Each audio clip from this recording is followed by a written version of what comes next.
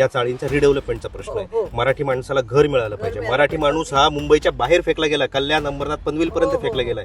हाच प्रश्न ज्यावेळेस फडणवीसांकडे जातो, फडणवीस हे एका मिनिटात तो प्रश्न सॉल्व्ह करतात. आणि हे फडणवीस स्वतः बोलले, एक मिनिटात म्हणजे काय जादूचं बटन नाहीये. बीडीडी चाळींचा जो प्रश्न आहे तो फडणवीसांनी मुळीच केला नाहीये. मग कोणी केला तो? बीडीडी चाळीचा प्रश्न माननीय पक्षप्रमुख उद्धवजी होते मुख्यमंत्री तेव्हा झाले. हे काय सांगतात?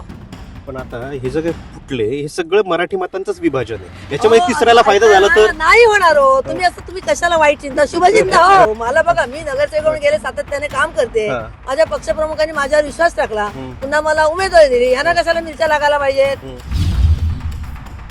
सगळे फेरीवाले, सगळे मराठी माणूस धंदा करत नाही असं म्हटलं जातं, पण इथं मराठी माणूस धंदा करतो. त्याला तिथं अधिकृत गाळे मिळाले पाहिजेत, अधिकृत स्टॉल मिळाले पाहिजेत. तुम्ही महापौर होत्या, तुमच्याकडे सांगा ना, आपण तुमच्याकडे धोरण, फेरीवाला धोरण कुणाकडे आहे? आपण तुम्ही महापौर होते इथे, राज्यात तुमचं सरकार होतं, मधल्या काळात तुमचं सरकार होतं. आमचं सरकार होतं, तुम्हाला तेवढंच दिसतं. आमचं सरकार होतं, कोविड आला ते नाही का दिसत?